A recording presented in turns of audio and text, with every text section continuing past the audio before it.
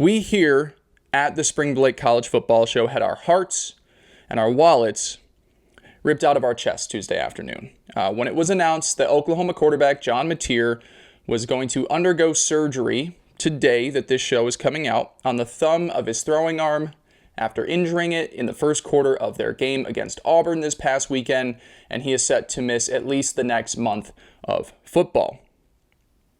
As I mentioned, that game was accounted for. That injury happened in the first quarter of their game against Auburn, a game in which they won 24-17, a game in which he accounted for over 99% of the team's total offense.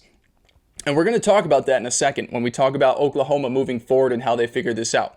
That right there, that number, John Mateer accounting for over 99% of the team's total offense, is something that we're gonna really dig into and see, okay, well, is that best for Oklahoma? Is there a spin zone for this where we can move past and feel better about Oklahoma a month from now than we do at this very moment? So obviously this sucks for so many reasons. Mateer and Oklahoma were one of the coolest stories in the sport thus far. Getting an offensive coordinator and quarterback to leave the lower levels of competition and move up to the SEC and sure, blow by some of the easier opponents on the schedule, but then to look the part against Michigan, to look the part against Auburn, it was rejuvenating everything down in Norman, Oklahoma as they headed toward what was going to be a very special season. And then it's also awesome because think of all the quarterbacks that we have hyped up this season. DJ Lagway, massive disappointment. Arch Manning through the first month of the regular season, massive disappointment. Guys like Sam Leavitt out in Arizona State, couple of shaky games. Cade Klubnik, oh my God, what has happened to that guy? Garrett Nussmeier even, to a certain extent, even though he might be playing through some type of injury. Mateer was one of the few guys that we poured a lot of hype into this past offseason, and he was one of the very few to live up to those expectations. Now, selfishly, it sucks for me too.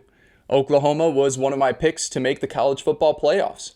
John Mateer was my pick to win the Heisman. We have a $50 future sitting there for $12.50 that I just have to stare at and be sad about for the rest of the regular season. Potentially. We'll get to that in a second. So selfishly, it sucks. It sucks for the story in the sport, and it sucks for Oklahoma because this was such a make-or-break season for Brent Venables, and it couldn't have started off better. And it's not over. Mateer is set to come back, but for the next month, they will be turning to Michael Hawkins Jr., who started 4 games for the Sooners last year. He appeared across 7 games, completed 63% of his passes, 783 yards, 2 touchdowns, 3 picks, and about 200 on the ground because he is a dual-threat quarterback. Now, this time around, the Sooners are healthier at the wide receiver position. Deion Burks has emerged as the true star he was destined to be. The offensive line is playing better than the one that Hawkins had to work with last season. And Ben Arbuckle is a massive upgrade still at the play caller role for them compared to what Oklahoma had to deal with last year. That being said, it's still a big ask for this kid to come back in and just, let's keep things humming right around. Let's just make sure that you're doing just what John Mateer did, carrying the entire burden for this Oklahoma offense. Because we know the defense is good. We know they're well coached. We know that there are pieces of this offense that are really talented. It's a tough thing to ask out of Hawkins. Now, the schedule isn't the worst thing of in the world. You think about a month-long timeline. They do have their bye week. It's really nice to have that eat away one of the weeks that Mateer is set to miss.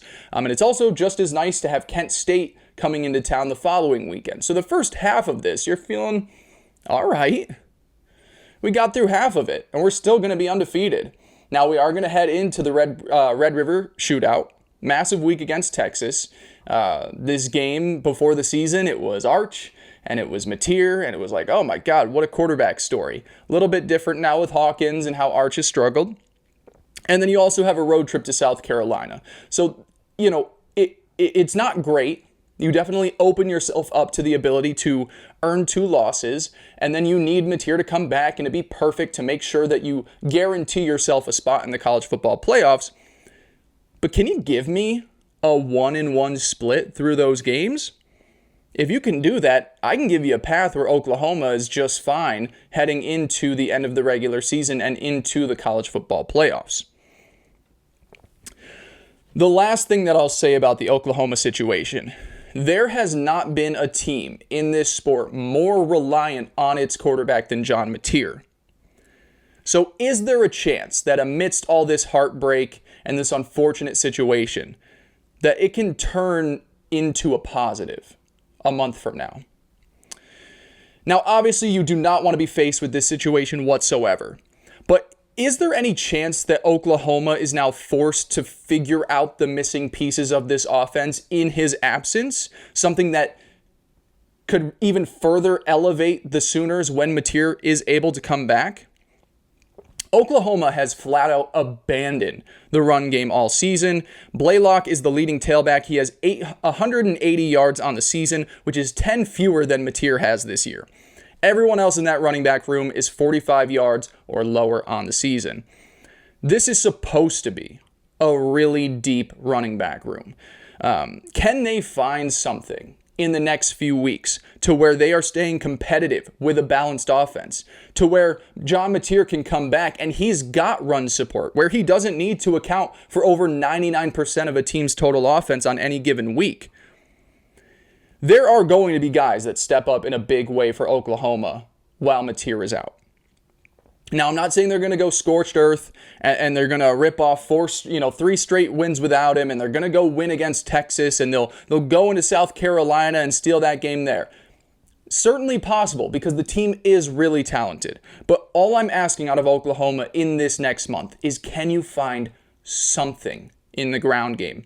Can you find some more competency outside of Deion Burks at the receiver position? Because they have dudes. They had one step up in the game against Auburn. Can you find a way where a month from now, when your star quarterback is set to return, that this offense is in a better position overall than when he left it this past weekend? That's my ask of Oklahoma over the next month. And it can be anybody. It can be Blaylock. He can just turn into no, you can force feed me this football and I'm going to run between the tackles. Could it be Jaden Ott? Jaden Ott didn't register a carry against Auburn. He has been an afterthought since transferring over from Cal. Does this situation force the Sooners to try and okay, well, let's start giving this guy the ball more? Can he be the guy that carries the load while Mateer is out? There's going to be someone that steps up. There's no way that Oklahoma is just going to fall off the face of the earth over the next month of the season. They're too good of a team defensively, well-coached, play caller, offensive playmakers. There's enough there. My hope is that this ends up being a net positive, where Mateer can come back, he's feeling 100% or close to it a month from now, and he's got run support, and he's got a better wide receiver room, and all of a sudden you're like, oh, wait a minute. Oklahoma is not just a playoff threat. No, they're a threat to go deep into the postseason. That's what I'm asking them to find out over the next month. So, obviously, just the worst situation. I couldn't believe it. I got the text because, we placed 3 Heisman futures. We placed DJ Lagway, dead upon arrival. We placed Jeremiah Love, dead upon arrival after his first game against Miami. And he's a good running back, but he's not winning the Heisman this year. And I was like, hey, you know what? We hit Mateer. Mateer looks great. Let's end the season right now. I got that notification he was set for surgery, and I just sunk into my chair. I said, fuck. It's terrible. It's terrible.